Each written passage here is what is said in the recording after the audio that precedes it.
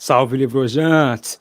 Sejam bem-vindos a mais uma edição do mais novo projeto de extensão do Instituto de Física da Universidade Federal de Goiás. É isso mesmo! Agora, além de tudo, somos um projeto de extensão. Boa! Gabriel, o que você tem a dizer sobre isso? Dá seus cumprimentos já hoje, vamos começar de uma maneira diferente. Yo! Agora é oficial, hein? Nós representamos a UFG, mas o resto vai ser tudo igual. Só que melhor. Exatamente. Então, agora sim, sejam bem-vindos a mais uma edição do Physicast aqui, conhecendo pessoas e histórias como de costume. Isso não vai mudar.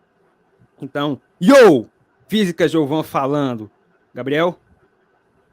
Yo! Alarcão aqui falando. Oh! Gostei!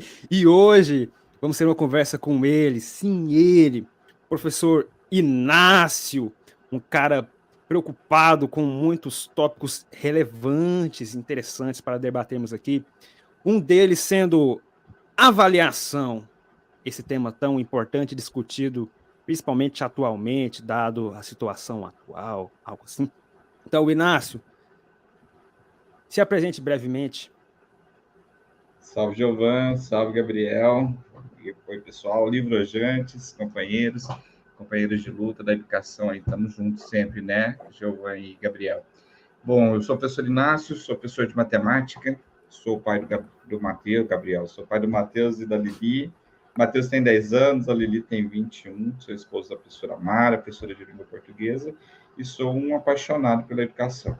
Trabalho na Secretaria de Educação de Goiás já há um bom tempo, desde 2004, e atualmente eu estou na posição de diretor de um instituto que trabalha com a implementação do novo ensino médio, e nesse instituto eu ocupo a cadeira de diretor de avaliações. Então, trabalho bem direto e bem gostoso com o que eu faço. Gostei. Então, bem bacana. Quando você falou que é apaixonado pela educação, já me envolvi bastante. Então, se sinta em casa. A gente podia imitar o podcast do Mano Brown, né? E fazer aquele sininho lá, o prim! Quando o cara fala uma coisa que o espectador gosta. Ah, você não conhece, né? Você conhece o podcast do Mano Brown? Demais, acompanho sempre aí. Eu não conheço. Depois eu vou ter que ver isso. Toda vez que o convidado fala uma coisa que ele gosta, ele vai lá e vai prim! Um sininho. Ah, boa. Eu escutei um cachorrinho latindo. Hau, hau. TV no fundo agora. Cachorros fazem parte desse podcast. São parte da família já. Então, Inácio, nos conte um pouco da sua história. Você disse que é da matemática, não da física, mas tudo bem aqui. Todo mundo sabe que somos completamente imparciais com relação a isso. Não temos problema algum com áreas diferentes da física. Aceitamos todas as áreas, menos algumas, é claro. Então, o que te levou para a matemática, Inácio? Quais foram seus interesses, experiências que te levaram para a matemática? Massa, sua pergunta é bem interessante. E aí, senta que lá vem história, viu, João, viu, Gabriel? Pode contar, vai. Eu sou de Crixás. Isso é uma curiosidade profunda minha. O que faz alguém querer matemática? E não olha algo só. que usa matemática. Então você vai pirar com a minha história, porque é uma história muito maluca, viu? A minha história começa em Crixás. Crixás é uma cidade que fica a 320 quilômetros daqui de Goiânia, interiorzão aí para o norte de Goiás. E cidade do ouro, inclusive, terra do ouro, tem uma mineração lá que é a segunda maior mineradora de ouro do país. Mas o fato é que eu sou um menino criado com vó, fui um menino criado com meus avós, meus pais, então, né? Meu pai era o meu avô Inácio e minha mãe era minha avó Elza. Ambos já partiram. E aí, em algum momento da vida, né, lá na década de 90, eu terminei o ensino médio e estava ali, de uma família simples, enfim. E veio uma tia minha de Cuiabá, para... e aí eu quero abrir um parêntese. Como eu era um menino criado com avó, todo bom menino criado com avó no interior, ele tem uma orientação na igreja, né? E a minha orientação era na igreja católica. Minha avó, desde pequenininho, me levava para a igreja e tal.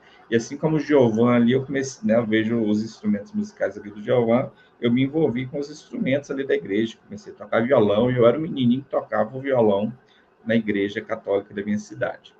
Aí eu terminei o ensino médio, ali no ano que eu terminei o ensino médio, 1997, terceira série do ensino médio, estava sem perspectiva. E aí, o que eu vou fazer agora, né?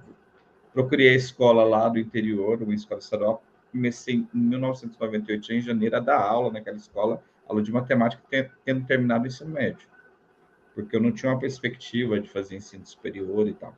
E aí uma tia minha, irmã da minha mãe, que morava em Cuiabá, apareceu lá em Crixás para visitar meus avós, os pais dela. E aí minha tia viu aquilo lá, tinha muito carinho comigo, por mim, e falou assim: "Ah, Inácio, vamos para Cuiabá, você vai morar comigo lá para você estudar." E aí, o que eu queria, Giovanni? O que eu queria da vida? Eu queria ser músico, queria fazer música. E então, minha tia me levou, eu comecei a fazer um cursinho ali ao longo de 98, porque já tinha passado o período vestibular e tal. E eu fiz um cursinho ali, um cursinho comunitário. E como eu já tocava, eu tinha certeza que eu passaria para música, ali, partitura e tal. E, enfim, o ponto de corte era relativamente inferior aos outros, né? Outros cursos mais complexos aí. O fato, o Gabriel, é que eu fiz a inscrição, daí chegou o período, né, final do ano ali, eu fiz a inscrição para música e tinha que marcar uma segunda opção.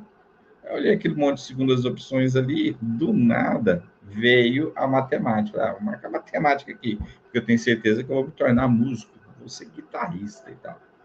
O que rolou? Na época da prova de habilidade específica, um dia brincando lá com meu primo na casa da minha tia lá, a gente foi lutar capoeira. E ele estava me ensinando, eu fui dar um AU, sabe aquela estrelinha? Na hora que eu dei o AU, ele deu uma rasteira no meu braço, eu caí, pá, bati o ombro e desloquei o ombro. Resumindo a história, eu não tive condições de fazer a prova de habilidade específica para a música. Então, chegou o dia da prova escrita, eu fui lá, fiz, sem orientação, eu disse, vai que dá qualquer coisa. E passei para matemática. E foi dessa forma, aí o Gabriel falou, né, como é que alguém faz matemática? Também não sei. Mas não era a matemática que estava no meu destino. História louca. E aí, o que aconteceu? Eu entrei na matemática, Gabriel, e já na primeira semana eu falei, caraca, é isso aqui que eu quero, isso aqui é muito massa, eu quero dar aula e tal. Enfim, foi isso. Eu adoro matemática, mas eu sei lá, eu acho que eu tenho uma preferência por qualquer curso que use a matemática, mas que não seja matemática. Porque a matemática sendo aplicada é muito maravilhosa. Agora, a matemática só abstrata, eu falei assim, é legal, mas eu prefiro a matemática aplicada. Você sabe que tem uma relação, quando você trabalha com avaliação, eu trabalho muito com isso, só que a avaliação, ela diagnostica o processo, né? As fragilidades e as forças. Mas, para isso, ela tem que ter uma relação com o sujeito, o sujeito, eu entendo o sujeito como uma pessoa, ou como um indivíduo que tem uma história de vida, para a gente compreender o seu contexto e a forma como ele aprende, os estilos de aprendizagens. E aí é muito massa isso que você está dizendo, e aí eu quero que você me diga se é isso mesmo. Porque quando você estuda os estilos de aprendizagens, tem um modelo que a gente chama de VARC. VARC é um acrônimo estadunidense, né? VARK.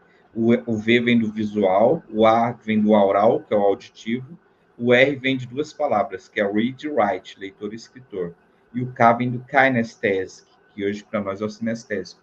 Então, visual são pessoas que aprendem por estímulos que chegam pelos olhos, que têm facilidade com cores, com marca-texto, que leem gráficos, esquemas e tal. Auditivo é a galera que gosta de comunicar, de se expressar, sabe, de ouvir, que memoriza tons de voz, frases, etc. Leitor, quem lê, escritor, quem escreve, e tem a galera do sinestésico. E as pessoas sinestésicas são pessoas que gostam de botar a mão na massa, o bootcamp. E o que é mais interessante quem é sinestésico, Gabriel, é que são pessoas que precisam ver uma relação de aplicabilidade na prática. Então, quando você fala assim, eu gosto da matemática, aquela que é aplicada. Então, quer dizer, o Gabriel é um cara bem sinestésico, sabe? Bem mão na massa. Cara que gosta de ir lá e fazer. Mas não é o meu caso, não. Não é que eu gosto de prática, eu gosto de teoria. Mas, por exemplo, eu já conheço isso aí e eu sou uma pessoa muito auditiva, na verdade. Mesmo. Mas a questão é que, tipo, na matemática, legal, você tem a matemática, um monte de coisa. Mas, por exemplo, eu fico muito empolgado, por exemplo, que na física um campo, ele é inversamente proporcional ao quadrado da distância. Sabe? Só isso. Existe alguma coisa ali no mundo que obedece uma certa regra matemática. Isso eu gosto, sabe? Não só a matemática em si, mas algo no mundo, aquilo ali me deixa empolgado, muito mais do que a própria matemática, para eu vou querer ficar estudando. A relação que surge no fenômeno ali, né? É. E aí tem uma coisa doida nisso que eles falam, né, Giovanni? Eles falam assim, aí a matemática é uma coisa que é criada pelo homem ou ela é descoberta, né? Quando Essa o Gabriel traz pergunta é uma essa pergunta relação. muito massa. Essa pergunta é muito doida, né? Acho ela muito legal. A cada dia a gente está descobrindo a matemática ou ela está sendo criada? Que maluquice é essa? É legal esse negócio aí. Então, Inácio, agora que você já deu uma apresentação breve aí sobre sua história na matemática, eu achei um tanto quanto curiosa o acaso bastante presente aí, né? Por acaso você foi para matemática, não fosse aquele acidente, você teria ido para música, mas aconteceu, você foi para matemática e acabou se apaixonando. Uma coisa bem curiosa. E você trabalha muito com questões de avaliação, métodos de avaliação, algo assim? Então, vamos começar a explorar isso aí. Eu acho que a primeira pergunta a se explorar é: o que vem a ser avaliação? Essa pergunta é massa, essa pergunta é bem intrigante. Para essa pergunta cabe uma retórica, né? Uma pergunta que eu te lanço. Então, Avaliação de quê? Avaliação de quê? Porque quando eu trabalho com atletas, eu tenho que avaliar o desempenho desse atleta, sacou? Olha o contexto, como é interessante. Quando eu trabalho com avaliação de instrumentos musicais, eu preciso traçar uma série de critérios para verificar o que eu quero avaliar em relação a esse instrumento musical.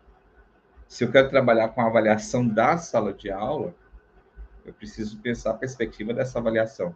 Porque avaliar, no contexto geral, seria medir, verificar, examinar. Isso é avaliar.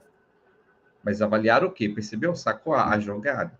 E aí é por isso que, quando você diz assim, o Inácio trabalha com avaliação. O Inácio trabalha com avaliação educacional, mas o Inácio trabalha com os níveis integrados de avaliações, da avaliação de sala de aula, da avaliação institucional, que é a avaliação da escola, e da avaliação de sistemas, né? Avaliação de redes, por exemplo, o Enem, o PISA, o SAIB, são avaliações de sistemas, e tem vários modelos.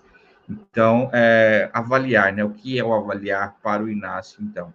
O avaliar para o Inácio é diagnosticar os conhecimentos prévios, os conhecimentos que estão sendo construídos, estão sendo trazidos pelos estudantes, para a partir dali nós pensarmos estratégias, construirmos indicadores para a promoção das aprendizagens dessas pessoas.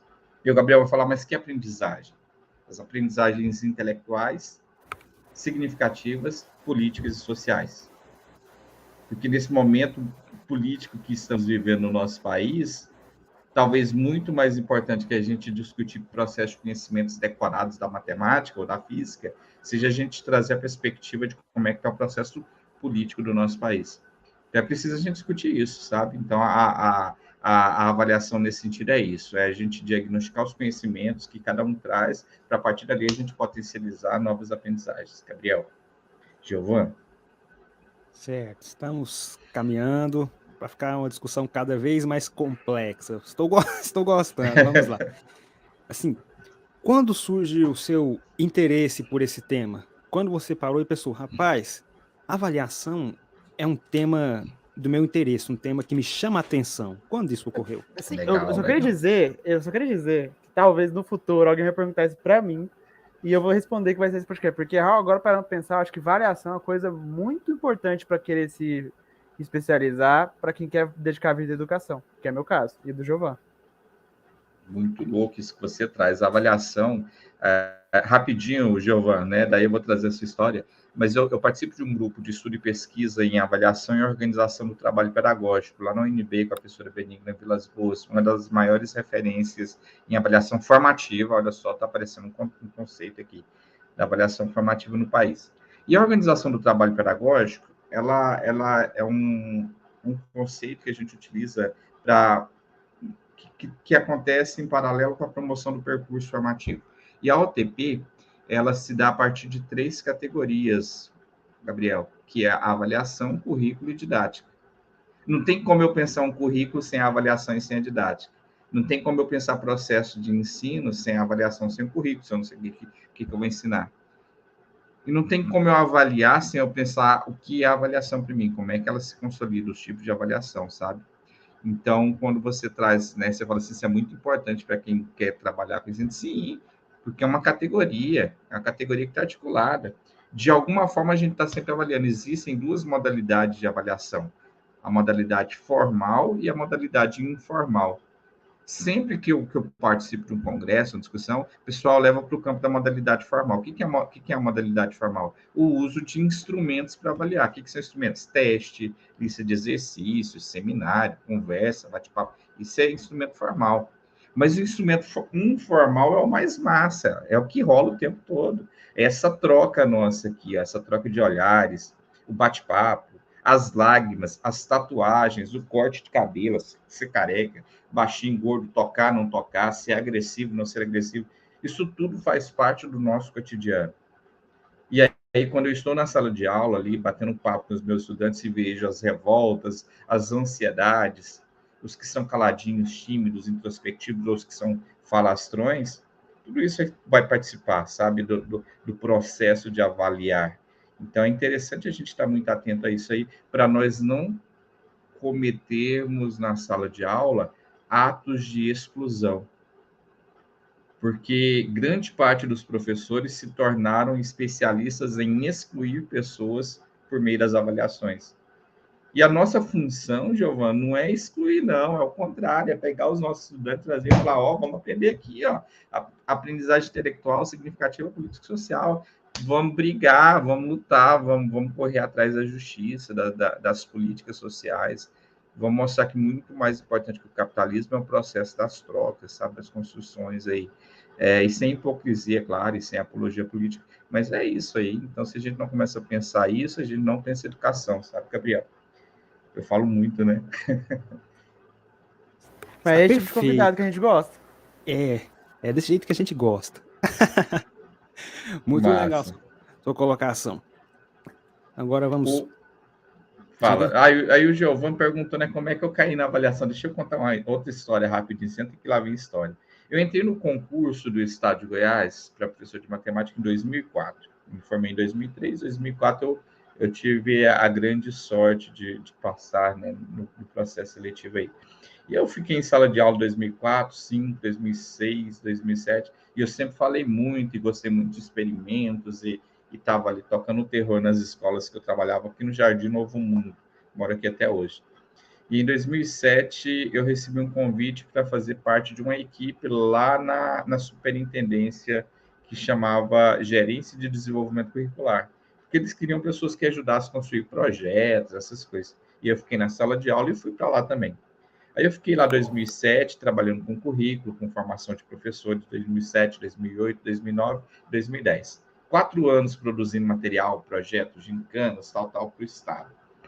Em 2011, teve a troca do governo, né? Infelizmente, educação e política caminham lado a lado, tá? Troca a gestão política, troca tudo na educação. Infelizmente, é assim, em quaisquer âmbitos que a gente pensa, estadual, municipal, federal.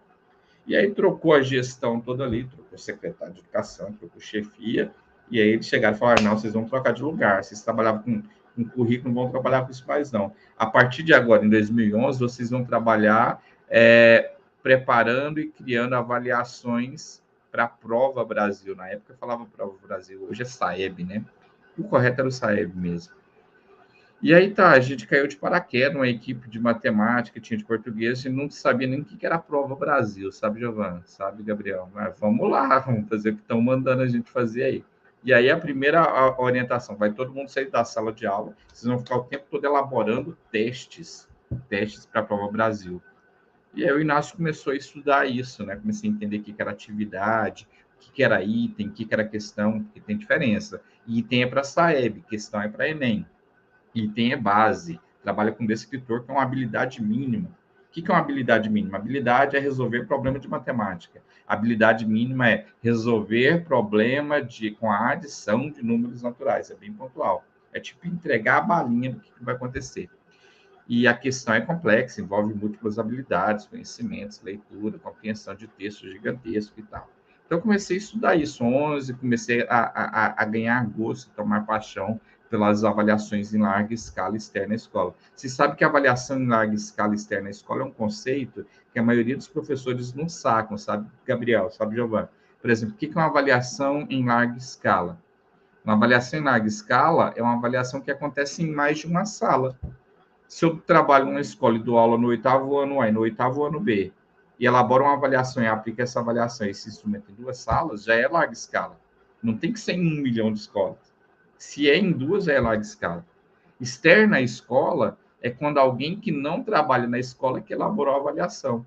Então, se eu pedir o Giovan para elaborar um teste de física para eu aplicar para os meus estudantes na aula de física, se o Giovan não trabalha na minha escola e não conhece o contexto ali, já é externa à escola. Então, a avaliação em larga escala externa à escola é quando uma equipe, que no caso eu trabalhava na secretaria, elaborava para aplicar nas escolas do Estado, que a gente não trabalhava lá. Então, eu comecei a ganhar gosto e paixão por isso. E aí eu fui percebendo que era muito massa esse negócio de teste de larga escala externa à escola, porque realmente diagnostica. Um outro dia a gente vai fazer uma oficina aí aqui no podcast para o pessoal entender como é que é essa lógica, porque é muito, muito óbvia. Só que aí o que acontece? Em 2017 eu percebi o seguinte, caramba, esse negócio de diagnosticar é massa, mas eu estou percebendo que a gente diagnostica bem, mas a educação não está melhorando os desempenhos. E eu comecei a estudar isso. Falei, agora então eu vou entender como é que eu faço para melhorar a aprendizagem, que eu percebi que não está legal.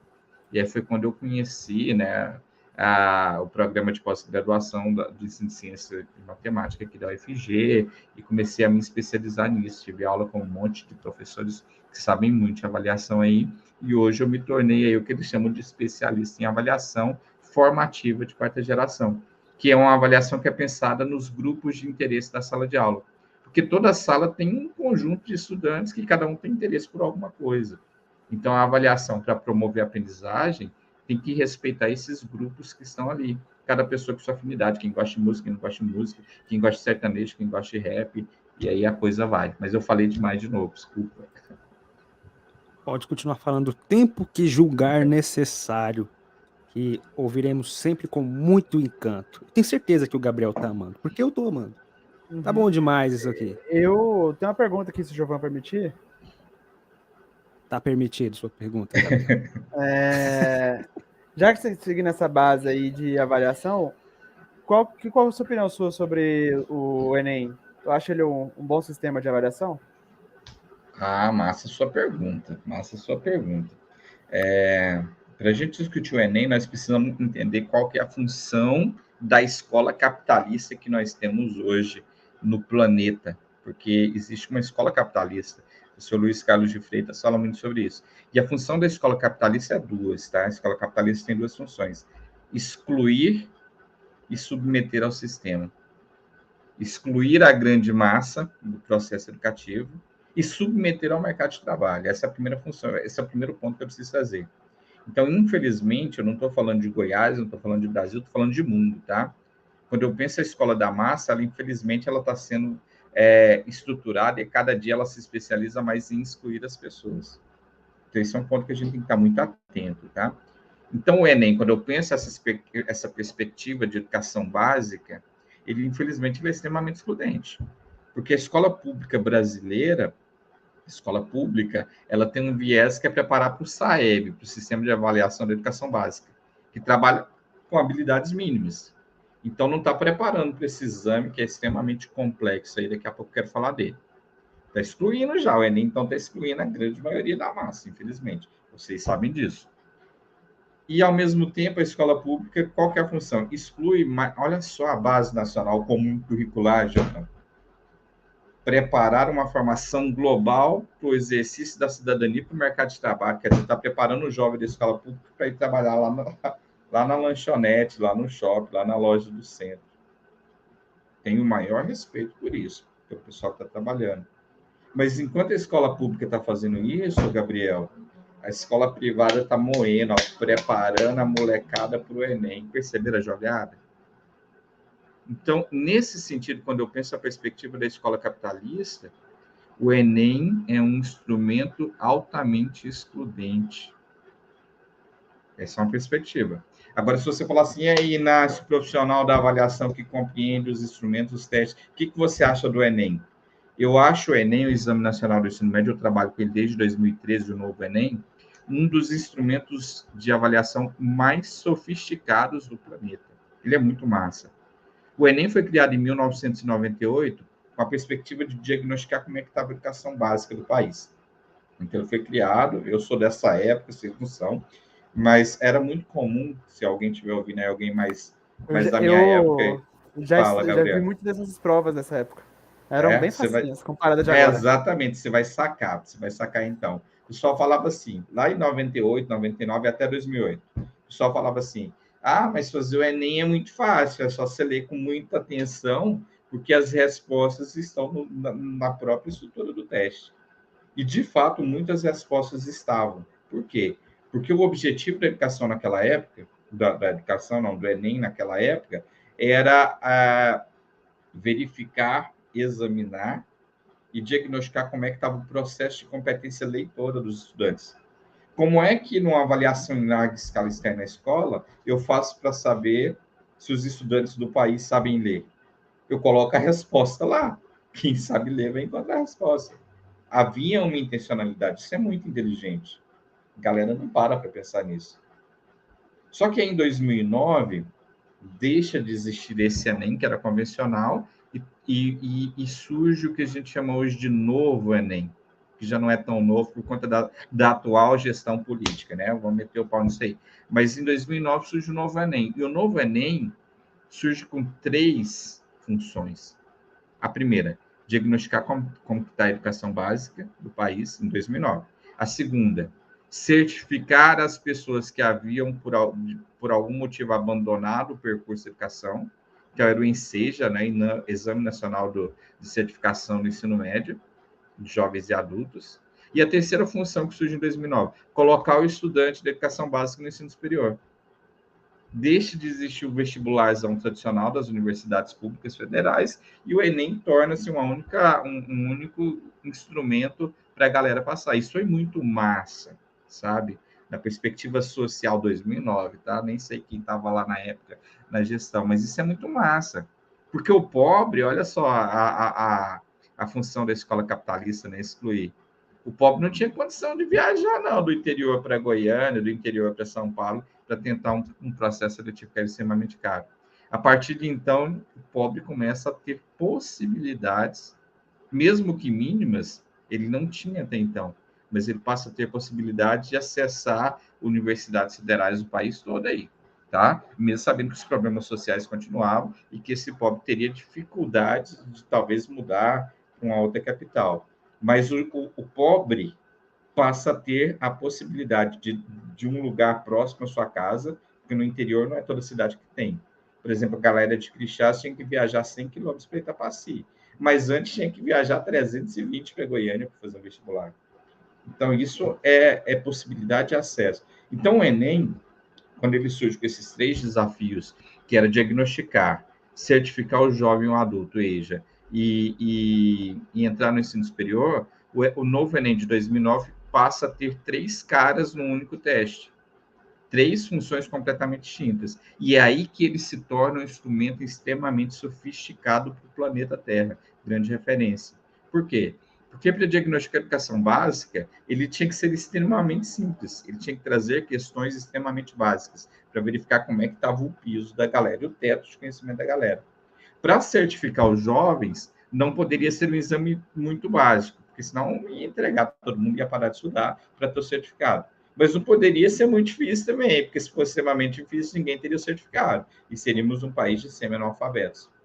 E para eu pensar os estudantes que queriam entrar nos cursos de ensino superior para licenciatura, engenharia, direito e medicina, por exemplo, e tantos outros, não poderia ser mediano, tinha que ser complexo, porque senão, porque as instituições federais não tinham vagas para todo mundo.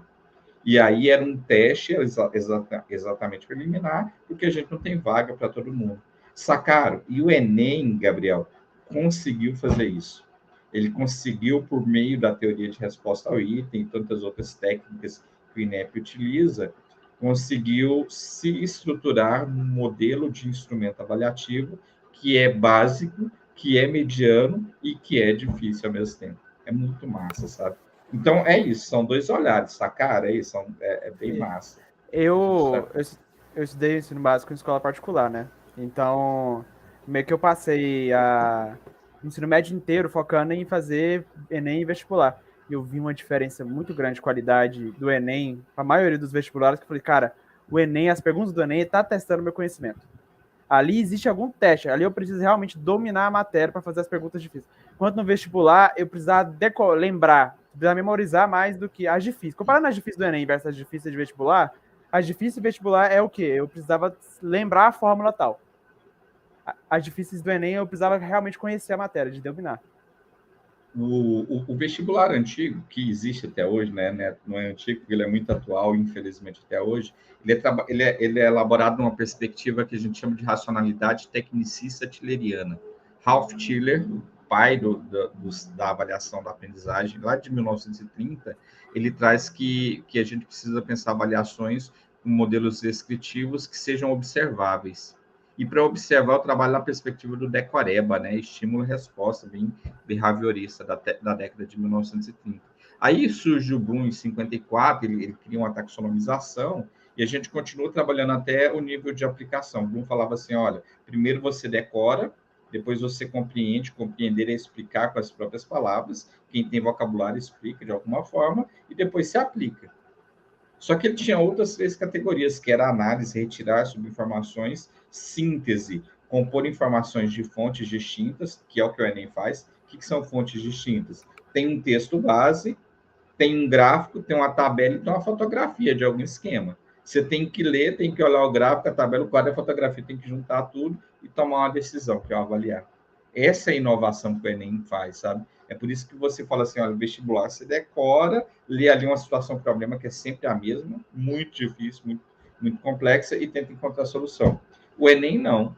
O Enem, você tem que retirar subinformações de várias fontes simultâneas, juntar tudo com o conhecimento que você tem, e aí você toma a decisão. E isso é um instrumento extremamente inteligente, sabe?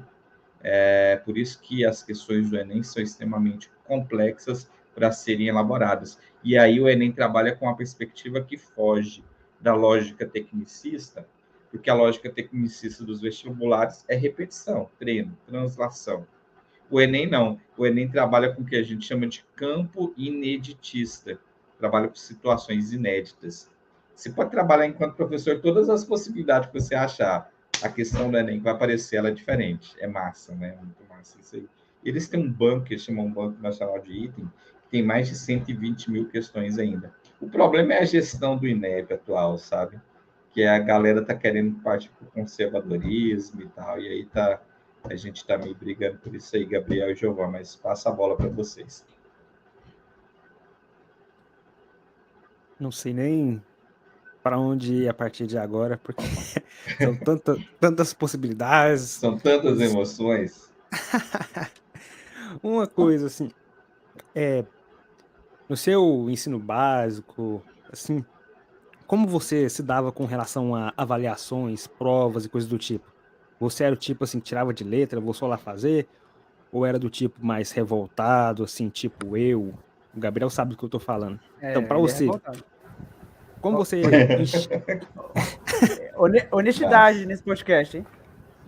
aqui Tá rolando trabalhamos honestidade. aqui trabalhamos com a verdade. Ou Massa. próximo dela, pelo menos. Então, como você se dava com avaliações? Olha só. Então, esse ponto é massa, sabe? Isso que você está trazendo. Sabe por quê? Porque eu era jovem. Eu não tinha que pensar em porra de avaliação, não, Giovanni. Quem tem que pensar em avaliação é o professor. Quem tem que organizar o percurso formativo do jovem é o professor. Foda-se a avaliação. Sim, Eu era menininho criado com a avó, então eu era menininho quietinho, que tinha medo, né? Eu fui criado para ter medo de professor, respeito. Foi minha criação, tradicionalíssimo. Meu avô e minha avó falavam assim, você tem que ir para a escola para aprender a ler, escrever e contar. Todo mundo já ouviu isso pelo menos uma vez na vida. Nilson José Machado fala isso. Eu não sabia que o lugar da escola era um lugar para eu aprender o que é a vida, para eu viver, sabe? Não é para aprender a ler, escrever, contar. Isso é uma perspectiva muito tecnicista. Eu tenho que ir lá para aprender a discursar, conhecer. Se eu sou introvertido, para me tornar mais extrovertido. Se eu ser muito extrovertido, para eu aprender a ficar mais introvertido. Se eu ser tímido, para eu me conhecer, para eu aprender e desenvolver aprendizagens, para eu me expressar a partir das múltiplas linguagens. O Enem tem 5 eixos cognitivos: dominar linguagens. Qual linguagem? Todas. Paulo Freire falava isso na década de 70. É preciso aprender a ler o mundo. Aprender, ler e me expressar, e conversar, e brigar, e tocar, e cantar. A minha escola não teve isso, sabe? Então, o que era a avaliação na minha época? A avaliação na minha época, eu vou falar disso depois, se vocês permitirem, né? A gente chamava de prova, até hoje o pessoal fala prova. Eu queria contar depois a história da prova, é massa essa história. Como é que surge esse conceito aí? Extremamente excludente. Mas então eu entendi que a avaliação era prova, eu tinha medo, eu tinha professores que deixavam fazer prova de consulta, outros não. Eu gostava de professor que deixava fazer prova de consulta, porque eu não sabia nem estudar. Eu a vida inteira aprendi com uma amiga que eu tinha que estudar era sentar e ler, mas eu nunca fui leitor, eu sempre fui auditivo e sinestésico. Eu não sabia naquela época que, eu gostava de ouvir música, eu sou músico, olha só, tá aqui. E aí eu pensava que para estudar eu tinha que estudar em silêncio, eu gostava de estar ouvindo música. Então ninguém nunca me orientou sobre isso. Então minha relação com a avaliação sempre foi estranha. O que quero avaliar? Essa é a grande questão, sabe? O pessoal fala que o estudante tem que saber avaliar. Não tem. O estudante tem que se autoavaliar e a partir da autoavaliação ele tem que tem a autogestão, né? Autoavaliação e autorregulação. Quer ver um exemplo massa? O estudante chega numa avaliação e pensa assim, caramba, eu não saí melhor porque eu não li o livro. Daí chega na próxima, caramba, eu não saí melhor porque eu não li o livro. E na outra, caramba, eu não saí melhor porque eu não li o livro. Quer dizer, você está com nota 10 em autoavaliação, está faltando autorregulação. Se você não saiu melhor porque você não leu o livro, o que você tem que fazer da próxima vez, porra? Vai ler a porra do livro. Isso é autorregulação. E a escola não ensina isso. Quem aprendeu isso na escola? Vocês aprenderam? Ninguém aprende. Nem o professor ensina. Quer dizer, nenhum não, estou exagerando. Mas a grande maioria dos professores que trabalham nessa perspectiva tecnicista fala assim, a avaliação é semana que vem, capítulo 2, página 50, página 100. Exato. Vai tomar na... Precisa de alguma coisa para motivar o estudante. Foi assim que conseguiram me corrigir, assim, antes de ser tarde demais. Não é nem motivar, sabe, Gabriel? Não quero ser motivado, não. Eu quero saber, eu quero entender como é que eu estudo, como é que eu aprendo. Ninguém ensina isso. Sabe quando eu falei do estilo de aprendizagem? Todo professor manda estudar o capítulo por nenhuma. O professor tem que falar assim, quem gosta de vídeo tem um canal tal no YouTube, vai assistir lá quem é visual auditivo. Quem gosta de ler e escrever tem a lista de atividade tal. Quem gosta de ler tem o capítulo tal. Quem gosta de fazer, faz esse experimento aqui. E a minha avaliação vai englobar todos esses processos. Porque também não adianta eu mandar o cara assistir o canal do YouTube e fazer uma avaliação que não tem nada a ver com o canal do YouTube. E isso acontece muito também, sabe? É uma relação de aprendizagem com os estímulos de aprendizagem. Então, hoje, a avaliação formativa de quarta geração fala assim, olha, eu tenho que avaliar as pessoas diferentes de formas diferentes. Senão, não é uma avaliação para a aprendizagem. Dois conceitos que é massa, sabe? Rapidinho. O pessoal fala avaliação da aprendizagem. A avaliação da aprendizagem é uma avaliação no final de um percurso para eu ver o que o estudante aprendeu. Isso é legal, depende da intencionalidade, porque hoje a gente não usa avaliação da aprendizagem, na minha perspectiva. Nós usamos uma avaliação para a aprendizagem. Eu avalio o tempo todo, todos os dias, para que as pessoas aprendam. Essa é a minha intenção, né? Vai lá, Gabriel, desculpa. E no ensino superior, como é que você era com a avaliação? Como graduado? Massa. Daí eu, então, comecei a faculdade de matemática, né? O curso de licenciatura.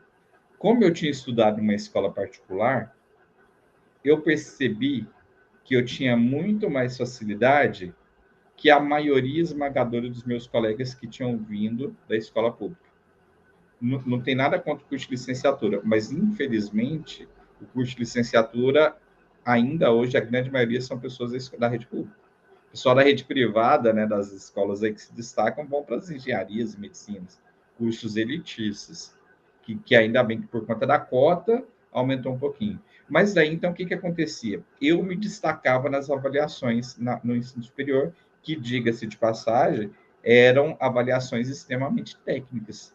Ainda continuava naquela perspectiva da prova, do teste, né? Então, eu já tinha a manha, eu já tinha decorado, eu tinha facilidade, eu me destacava. Mas não eram avaliações para aprendizagem. Eram avaliações técnicas. Olha o livro, faz a lista de exercícios de matemática, treina limite, treina derivada, vai lá estudar análise na reta, sai bem.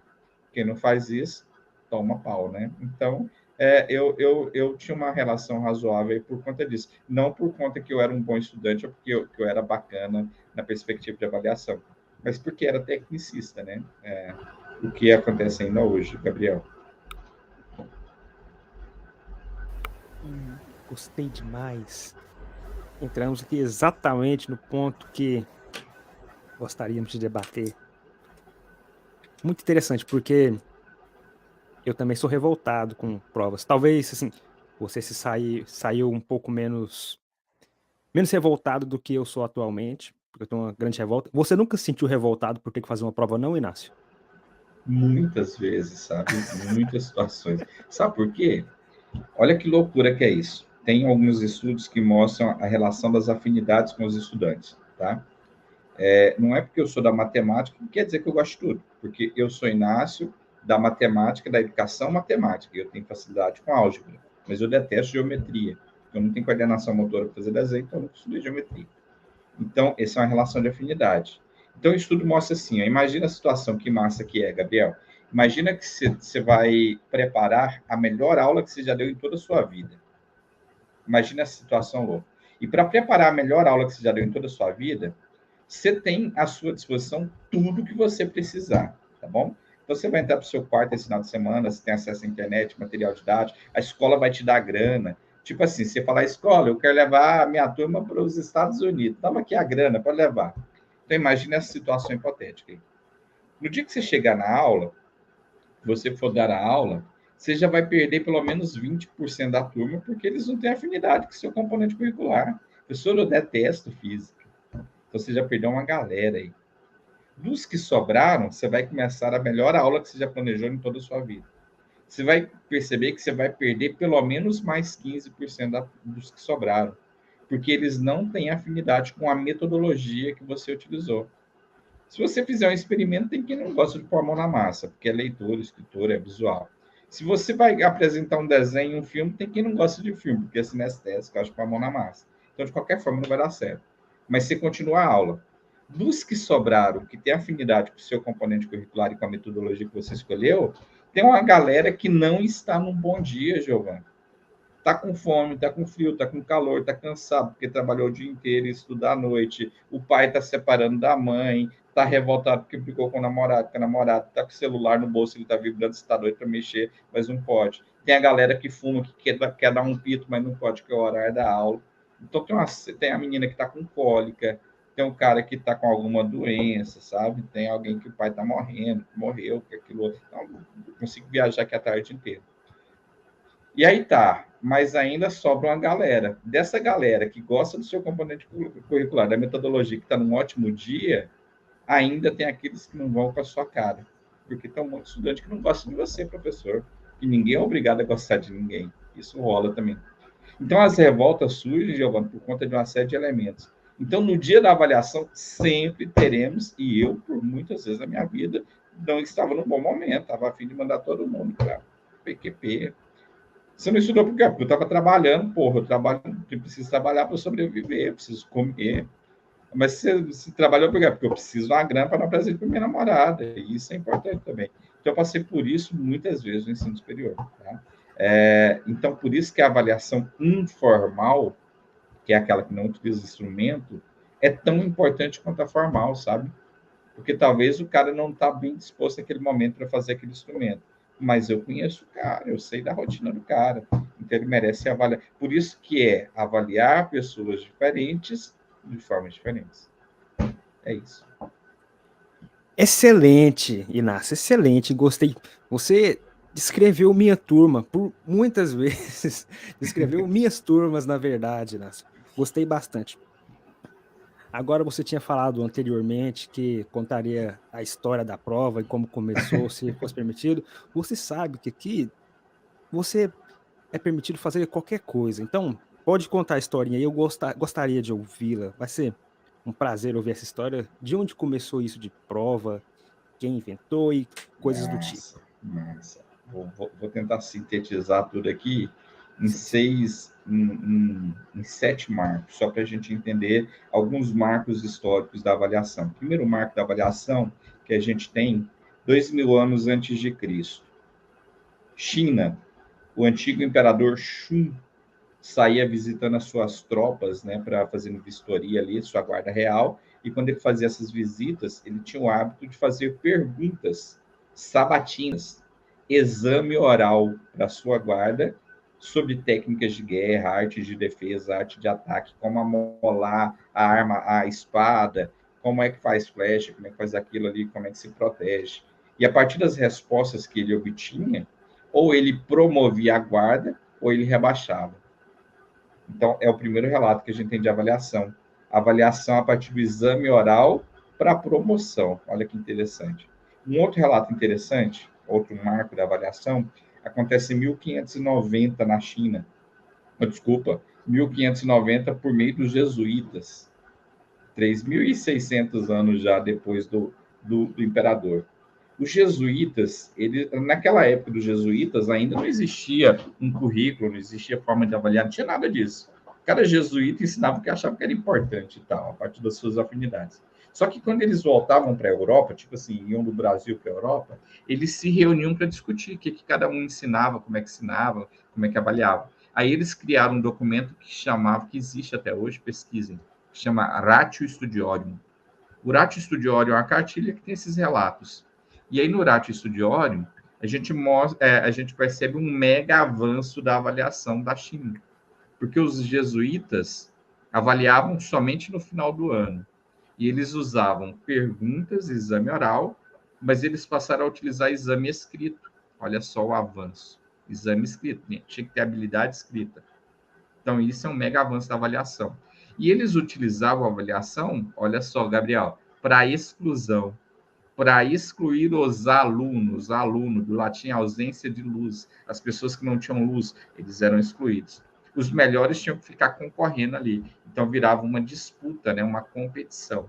Era essa a função da avaliação, para promoção para o ano seguinte.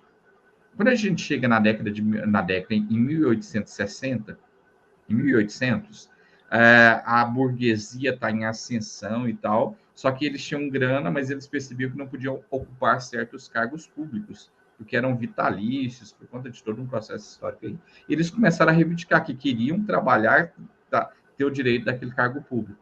Aí, então, naquela época ali, os administradores, presidentes, reis da época, começaram a utilizar um processo de seleção. Eles criaram um exame escrito. Por que não podia ser oral? Porque se falasse, daí podia fraudar, né? Ah, mas quem disse que o Giovão falou? Então, tinha que ter tudo registrado ali das perguntas que eles tinham que saber para ocupar aquele cargo. Então, o exame oral desaparece, fica só o exame escrito. É quando surge o concurso público, 1800. 1860, a psicologia está em ascensão e tal, e ela, para detectar algumas doenças, algumas condições humanas, cria um instrumento das pessoas fazerem X em perguntas, que não existia até então. Cria um instrumento chamado teste. Então, o teste é criado em 1860 na psicologia. Em 1900, tanto na França como nos Estados Unidos, não existia internet, não existia porra nenhuma. Mas nos Estados Unidos, um tal de Joseph Rees, e na França, um tal de Alfred Binet, eles pensaram a mesma coisa. Eles pensaram assim, por que a gente não pega o teste da psicologia e usa na sala de aula? Porque a sala de aula, Gabriel, de 1900, não era a sala de aula de hoje. A sala de aula de 1900 era uma sala heterogênea. O que é uma sala heterogênea? Naquela mesma sala tinha criança, adolescente, jovem, adulto, tendo a mesma aula, o professor dando a aula para aquela galera toda ali. Então, como é que eu avalio isso por meio de um teste escrito? Uma criança escreve de um jeito, adolescente outro, adulto de outro. Não tinha como. E aí os caras pensaram, vamos levar o teste para a sala de aula para todo mundo marcar o X na resposta correta. Isso foi muito bem aceito, uma ascensão. Ficou conhecido como primeira geração da avaliação, 1900. Avaliação como medida estatística. Então, o professor não olhava o que a criança, o adulto sabia. Ele só contava se estava certo ou errado. A matemática, a estatística assumiu o processo. Em 1930, surge um tal de Ralph Tiller, que também tem muita história aí, que não vou contar agora, mas o Ralph Tiller falou assim, mas a gente tem que separar essa sala de aula aí, tá todo mundo junto, misturado, não dá. Ele criou uma coisa que a gente passou a chamar de estudo em 8 anos, que era estudar até a 8ª série. Hoje já está o 9º ano, mas eu estudei até a 8ª série. Então, a criança tinha que entrar com 6 anos e estudava até a 8ª série. Só que daí, cada ano tinha que ter conteúdo. Ninguém nunca tinha pensado nisso. E aí eles definiram os conteúdos, eficientista, progressivista, que no outro momento eu conto. Mas alguém perguntou assim, como é que a gente vai avaliar agora? Vai aplicar teste para cada um? Ele falava, mas criança e tal, a gente tem que fazer a descrição. Então, vamos descrever como é que cada criança se sai em relação aos objetivos. Ele criou o termo objetivos educacionais. Aí tá, vou acelerar aqui. Quando a gente chega em 1957, olha que massa. A extinta União Soviética lança para a órbita terrestre o Sputnik, primeiro satélite, né, que fica ali. Isso provocou no governo estadunidense uma revolta, né? Porra, como é que eles mandaram isso antes da gente? Caramba! E aí os Estados Unidos começam a injetar grana na educação, porque eles queriam descobrir genialidades. É nesse momento que cria-se as Olimpíadas de astronomia, de matemática, porque eles queriam descobrir quem eram os gênios. Cria aquela coisa de lançar o foguetinho, sabe? Que vocês da física fazem muito bem. Isso é criado em 1957 por conta do Sputnik. Aí, quando a gente chega em 60, aí que vai surgir a prova. O que acontece? Os professores faziam as descrições, né? 1930, segunda geração.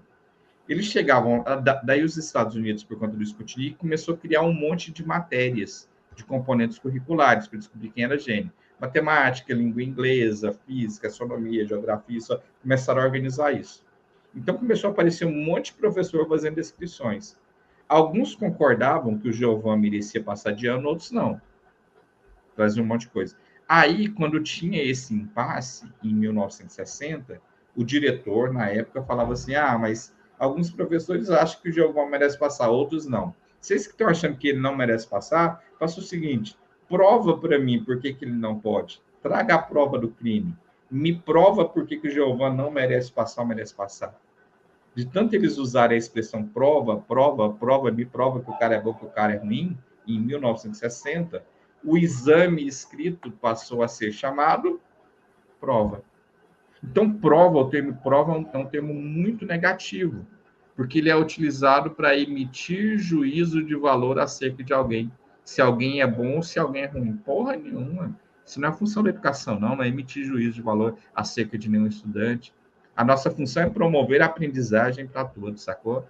Então, o termo prova surge aí na terceira geração, em 1960.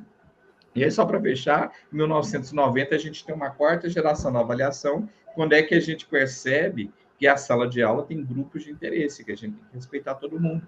Então, é a avaliação em negociação com esses grupos de interesse para a promoção da aprendizagem. E aí eu falei muito de novo, né? Mas é assim que surge a prova, Giovanni e Gabriel. Eu tenho uma pergunta para você, que ficou curioso aqui. Como você pratica esses ideais seus aí você como sendo professor? O que você faz que você acha que é diferente do normal na avaliação? O que eu faço para entender o melhor, o normal, para como é que eu aplico? Como é que eu aplico, né? Diferente do normal, o que você tem convencional. Eu avalio de forma diferente, avalio as pessoas diferentes de forma diferente. É isso, dar um exemplo? Ponto final. Sim. Se eu trabalho numa escola de periferia, existe uma teoria que a gente chama de teoria da defasagem dos 30 milhões de palavras.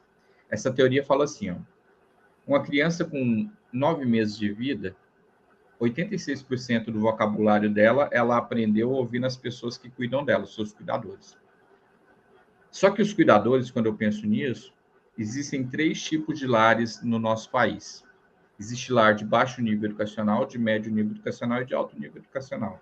Um lar de baixo nível educacional é um lar onde os pais são analfabetos ou semi-analfabetos. Então, uma criança que vive num lar de analfabetos ou semi-analfabetos, ela vive ouvindo os pais conversarem com um nível limitado de palavras, de vocabulário. Agora, se o pai estudou do 3º ano fundamental até a 1ª série do ensino médio, é um lar de médio nível educacional, porque aumenta muito o repertório dos adultos conversando. Agora, uma criança que vive no lar de alto nível educacional, Ela vive num lar onde os pais estudaram no mínimo até a segunda série do ensino médio e até o doutorado, pós-doutorado. Sacaram a diferença? Imagina uma criança que vive lá naquele lar, naquele outro, no outro. O vocabulário expressivo e receptivo dela aumenta muito. Então, quando eu estou na sala de aula... Ah, tá, daí só um detalhezinho. Então, essa teoria fala assim, ó.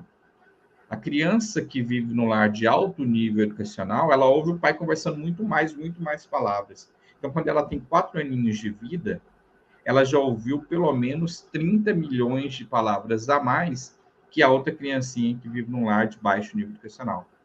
Sacou? Com 4 anos de vida, uma criança de baixo nível educacional e de alto nível educacional, com 4 aninhos, essa de alto nível já ouviu 30 milhões de palavras a mais que a outra. E aí, sabe o que é foda, Gabriel? É que quando você está na sala de aula com as 3 crianças, porque na sua sala, as 3 estão estudando lá. A de baixo nível, a de médio nível e a de alto nível educacional. Está tudo na mesma sala. Aí o professor faz pergunta para a de baixo nível educacional, ela tem dificuldade em se expressar. E o professor faz uma cara feia. O que é? Como é que é?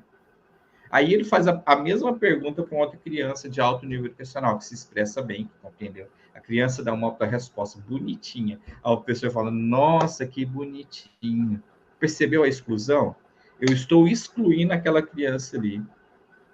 Então, isso é avaliar pessoas diferentes de forma diferente. Eu não posso avaliar aquela criança pela resposta que ela deu.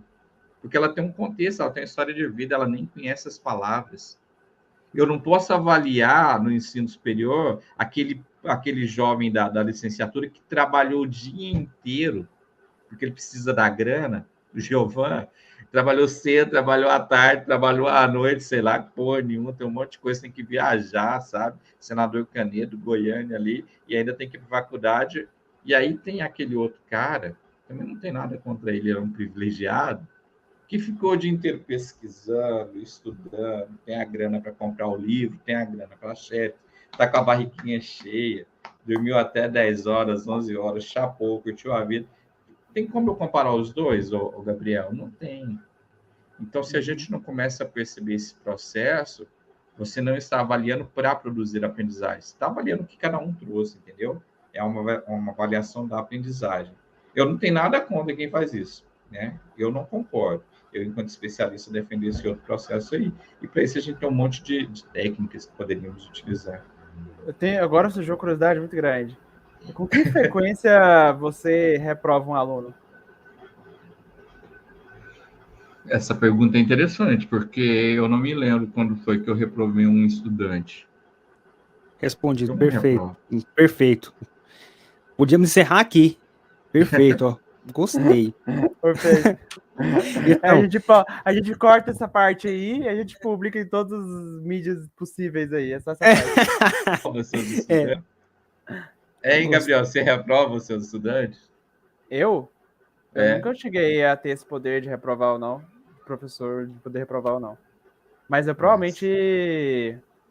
eu não sei. Eu vou esperar para chegar o momento. Você vai reprovar o cara por quê? Você vai reprovar o cara porque ele não decorou? Eu vou reprovar por acreditar que é melhor ele tentar fazer de novo. Só por isso. Ele tentar fazer de novo no ano seguinte. Isso, será que ele vai ter esse momento, esse privilégio de aprender de novo, sacou? Problema social, função excludente da escola. E também tem a questão de, tipo, eu acredito que o incentivo embora é o pior incentivo que alguém possa ter, o incentivo da prova, ele existe e ele faz muitas pessoas estudarem. É um incentivo ruim, o melhor seria o estudante estudar por outro motivo. Mas a prova é um incentivo para ele estudar.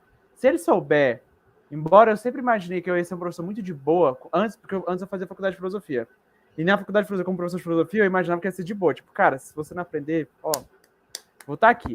Se você não quiser aprender, eu não posso fazer nada. Tipo, eu vou tentar fazer o melhor, mas vou fazer a prova mais fácil possível. Mas essa questão é o seguinte, é que a prova ela é um incentivo para o estudante estudar.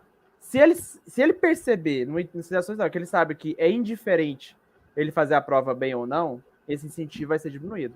Então, os outros estudantes que podem estudar mais por causa do incentivo da prova, ele vai ter menos esse incentivo porque ele sabe que essa prova ela é meramente... Ela não tem a função de poder avaliá-lo e poder ou beneficiá-lo por ter estudado ou puni-lo por não tê-lo.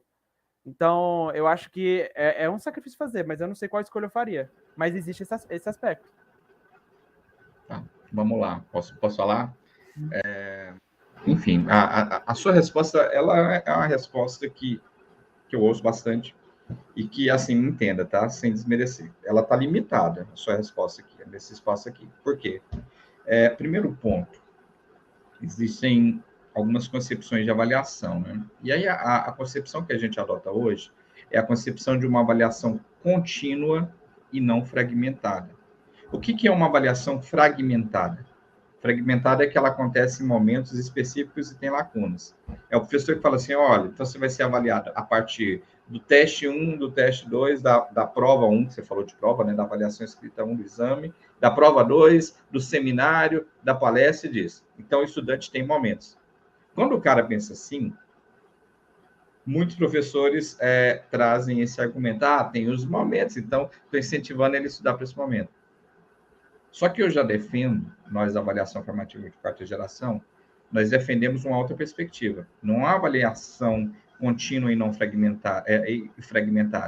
Nós defendemos uma avaliação contínua e não fragmentada. Não tem isso prova 1, prova 2. Você está sendo avaliado todos os dias, em eu não todos os quis momentos. entrar Não, eu nesse entendi. detalhe. Eu não quis entrar, eu só quero entrar no aspecto de eu ver que existe um benefício do sistema de exclusão da prova, de, vamos dizer, beneficiar quem estuda e punir quem não estuda. Existe um benefício a partir disso. Agora esse benefício ele é maior do que o benefício de você focar, por exemplo, no seu sistema da avaliação para aprendizagem, de você tentar acolher o máximo de estudantes possível? Eu não sei. Vamos dizer que os dois benefícios têm, e eu não tenho conhecimento para saber qual dessas políticas ela é melhor. Eu só vou ter, acredito eu, maior ideia quando eu tiver mais experiência. Claro, não, concordo plenamente. Mas você sacou? Lembra o Giovanni que ele falou, eu não gosto de avaliação, eu não gosto de prova. Então, ele não vai ser... ele não é tocado, né, para isso, sabe? A avaliação para o Giovanni não é um estímulo. Ao contrário, digo o cara mais... Estou falando do Giovanni como exemplo, tá, Giovanni? Uma alegoria. Quando tem um estudante que não gosta de avaliação desse modelo. Por quê? Porque o cara não é de escrever. E aí, então, no dia da avaliação, ele já pensa assim, puta que pariu, que desgraça, tem que fazer essa prova, essa porra, sabe? Isso acontece sempre todo no ensino médio, na educação básica e no ensino superior. Então, para quem tem afinidade com o processo, com aquele modelo de avaliação, a avaliação é estímulo. Caramba, eu tenho que estudar para me preparar. Para quem não tem afinidade, e acredite, em qualquer componente curricular, em qualquer área de conhecimento, nós sempre teremos a galera que não tem afinidade, vai ser excludente. Então, é nesse sentido, sabe, Gabriel? Concordo com você, mas a gente precisa sempre pensar os dois lados da moeda. A galera que tem a afinidade e a galera que não tem afinidade. Sempre existirá a galera que não tem afinidade. E essa galera precisa ser respeitada e precisa ser avaliada. É por isso que a avaliação enquanto grupo de interesse defende a negociação. Aí, porra, você não gosta, mas hoje você faz assim e amanhã ou depois a gente pensa um outro modelo que a gente pode te avaliar de outras formas também. Então, todos serão avaliados de várias formas. Então, isso é avaliar as pessoas diferentes de formas diferentes, sabe? É meio louco o negócio, o bagulho é tenso. O bagulho é louco, mas nós somos mais loucos ainda, né? Resumindo aí. Cada vez melhor, Inácio. Cada colocação da melhor maneira possível. Então, no início havíamos combinado aqui de ficar 1 hora, já está dando esse tempo, o senhor tem um compromisso, então vamos caminhar para encerrar rapidamente aqui. Gabriel, você tem mais alguma pergunta para finalizar? Uma pergunta excelente? Uma pergunta que você acha profunda? Não, acho que eu não tenho, não. Não? Certeza disso? Não. Não.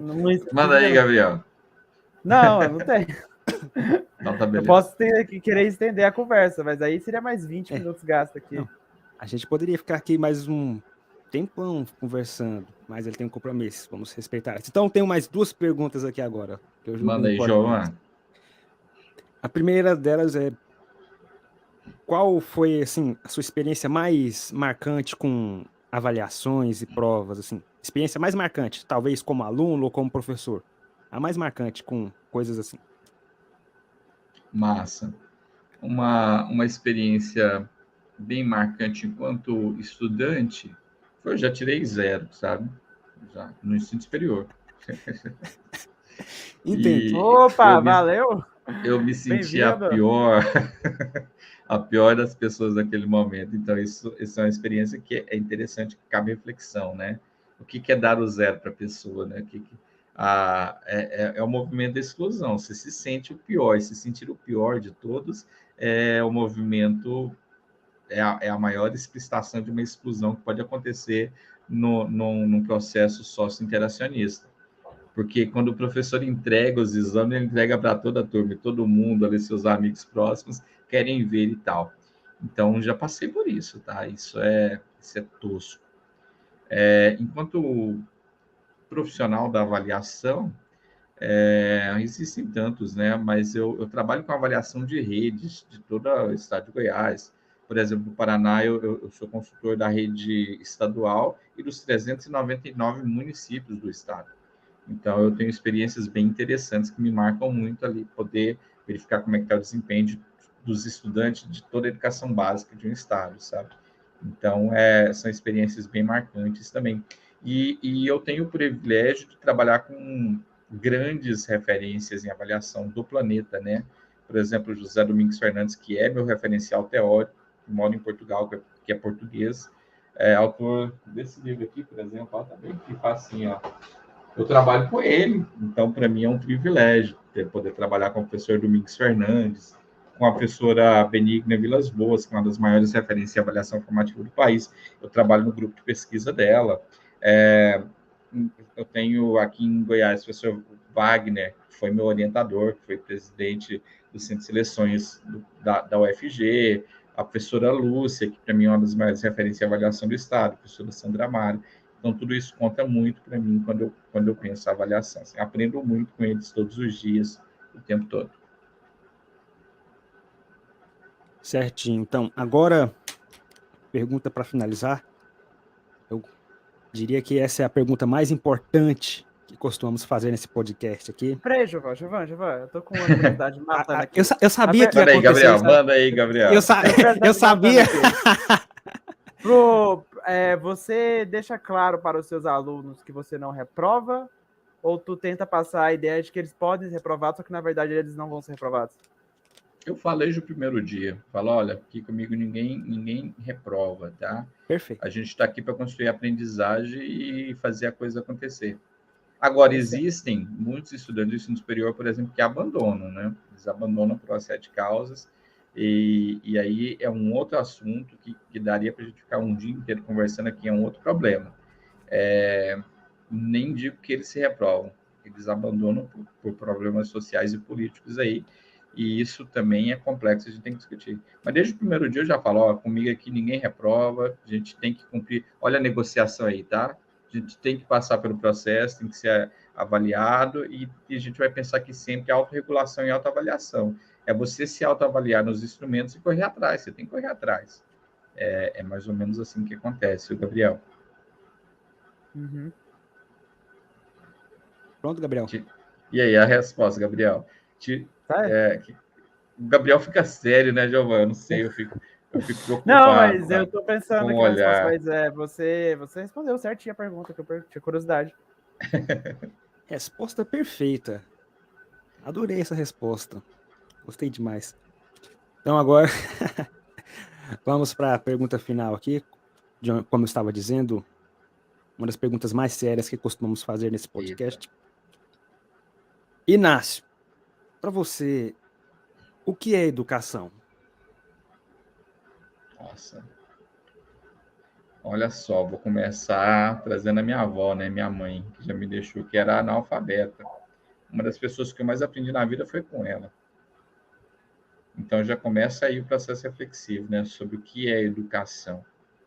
A educação é um processo contínuo, constante, que acontece em todos os momentos de apropriação das coisas e dos significados que foram construídos pelo homem em todos os momentos, tá? Tem a ver com a música, tem a ver com religião, tem a ver com cultura, tem a ver com conhecimentos escolares, tem a ver com conhecimentos técnicos, profissionais. É a apropriação dos significados. Eu acho que isso é educação.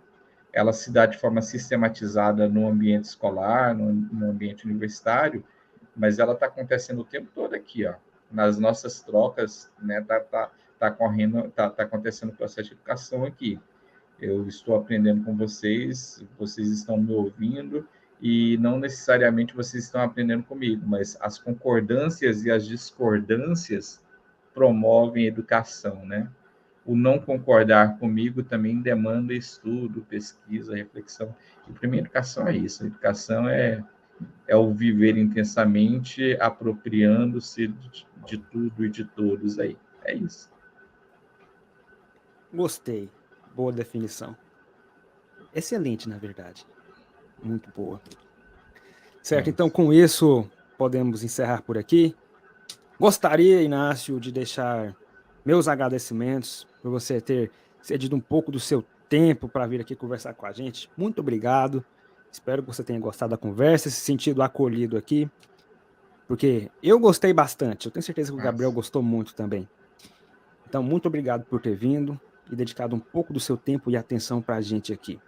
Espero que venha mais vezes. Será sempre muito bem-vindo aqui, muito bem-vindo mesmo. Mal posso esperar a próxima vez que teremos uma conversa para continuar aqui de onde paramos. Vai ser eu já muito bacana. queria dizer que eu já sou fã do canal, já sigo, tá? Desde o momento lá que ele foi criado e lançado ano passado, que anunciaram, eu já corri, já sigo ali. E quero dizer que foi um prazer enorme aí estar batendo papo com vocês, e estarei aqui sempre que me convidarem, tá? Para falar de avaliação, de educação, de qualquer coisa aí. Mas sou um apaixonado, como eu disse no início, pela educação e principalmente pela avaliação. É isso. Valeu, Giovan, Gabriel, moçada, obrigado. Gabriel, da sua despedida. Então, meu povo, é isso aí. Não se esqueçam de se inscrever no nosso canal no YouTube aqui, Physicast, nosso @Physicast nas redes sociais do Twitter e do Instagram, e também seguir o Physicast no Spotify. Então, por favor, siga a gente lá. Essa é a sua despedida? Yes. Yo! Então, esse foi o primeiro podcast do ano do mais novo projeto de extensão do Instituto de Física da Universidade Federal de Goiás. Um podcast totalmente novo, uma nova possibilidade a cada podcast. Novas histórias, novas palavras, novos acontecimentos, coisas inéditas. A cada frase dita, a possibilidade de muita coisa acontecer. Estamos aqui buscando fazer o nosso melhor a cada dia, a cada podcast, buscando sempre melhorar. Estamos aqui em busca do podcast perfeito. Muito obrigado pela sua atenção. Eu espero que, por um momento que seja, você tenha se sentido mais alegre. Espero que, por um momento que seja, essa conversa tenha sido legal e você tenha desejado que ela durasse um pouco mais. E espero que, por um momento que seja, você tenha se sentido mais feliz. Até a próxima.